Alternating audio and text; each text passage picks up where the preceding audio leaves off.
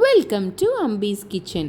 நாம் அம்பீஸ் கிச்சனில் இன்றைக்கி ஒரு சூப்பரான சூப் ரெசிபி பார்க்க போகிறோம். முருங்கைக்காயை வச்சு எப்படி சூப் பண்ணுறதுன்ட்டுன்னு. தமிழில் சும்மாவா சொல்லியிருக்காங்க, முருங்கையை நட்டவன் வெறுங்கையோடு போவான். அதாவது நம்ம இந்த முருங்கையில் இருக்கிற எல்லா கீரை வகை, அப்புறம் அந்த முருங்கைக்காய், முருங்கைப்பூ இதெல்லாம் நம்மளுடைய உணவு பழக்கத்தில் சேர்த்துக்கிட்டா நம்ம முதுமை காலத்தில் கூட குச்சி இல்லாமல், அதாவது வயசானவங்க வாக்கிங் ஸ்டிக் வச்சுட்டு நடப்பாங்க பார்த்தீங்களா, அப்படிலாம் இல்லாமல் நம்ம உடம்பு ஆரோக்கியமாக இருக்கும் அப்படிங்கிறது தான் அந்த காலத்தில் சொல்லியிருக்காங்க. ஸோ இப்போ இந்த முருங்கைக்காய், வெங்காயம், சின்ன வெங்காயம், தக்காளி, பூண்டு இதெல்லாம் வச்சு நம்ம ஒரு சூப்பரான சூப் பண்ண போகிறோம்.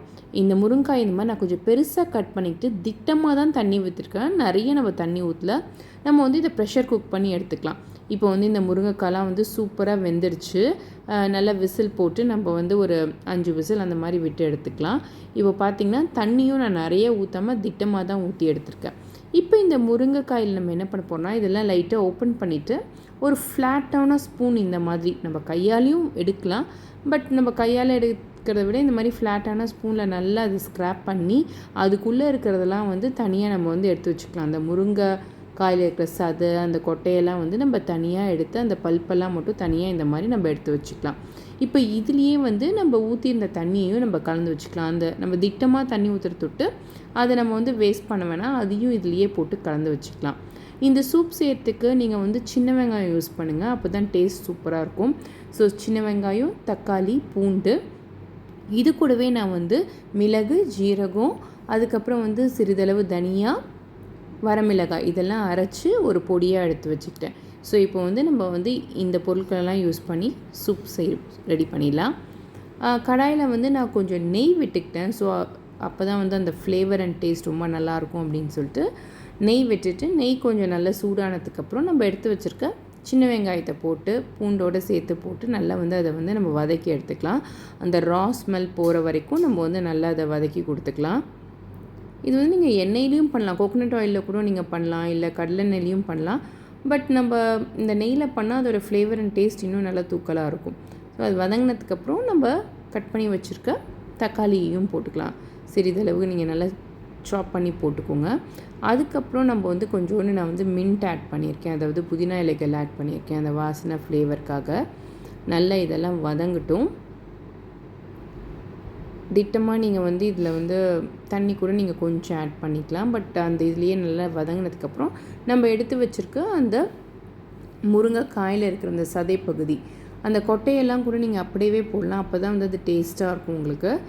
இது கூட நம்ம கொஞ்சம் லைட்டாக கலராக வரணுங்கிறதுக்காக நான் என்ன பண்ணியிருக்கேன்னா, நான் எப்பொழுதுமே வீட்லேயே முருங்கை பொடி அரைச்சி வச்சுருப்பேன். அந்த இலையை எடுத்து நான் சன்ட்ரை பண்ணி, அதாவது லைட்டாக நம்ம லைட்டாக வெயிலில் வச்சு நான் அந்த பொடியை அரைச்சி வீட்டில் வச்சுருப்பேன். ஸ்டோர்லேயும் உங்களுக்கு கிடைக்குது. பட் நான் இது ஹோம்மேடு முருங்கை பொடி தான். இதை லைட்டாக தண்ணியில் நம்ம கலந்துக்கலாம். நம்ம ஒரு 4 பேருக்கு இந்த சூப் செய்கிறோன்னா ஒரு ஸ்பூன் இந்த பொடி நீங்கள் எடுத்துக்கிட்டிங்கனாலே போதும். ஏன்னா அந்த நல்ல க்ரீனான கலர் நமக்கு கிடைக்கும். ஸோ நல்லா போட்டு நீங்கள் இதை மிக்ஸ் பண்ணிக்கோங்க. லைட்டாக வாட்டரில், சுடு தண்ணிலாம் நீங்கள் பண்ண வேணாம், நார்மல் வாட்டரில் போட்டு கலந்து இது கூட நீங்கள் அதை சேர்த்துக்கலாம். ஸோ நல்லா சேர்த்து எல்லாத்தையும் நம்ம கலந்து கொடுத்துடலாம். ஒரு சிம்பிளான சூப் தான், ஆனால் இது ரொம்ப டேஸ்டியாகவும் இருக்கும், அவ்வளோ ஹெல்த் பெனிஃபிட்ஸ் இருக்கும். ஸோ இது ஒரு அயன் கண்டென்ட் நம்ம எல்லாத்துக்குமே தெரியும். முருங்கைக்கீரை அண்ட் முருங்கைக்காயில் அயன் கண்டென்ட் ரொம்ப நல்லாயிருக்கு.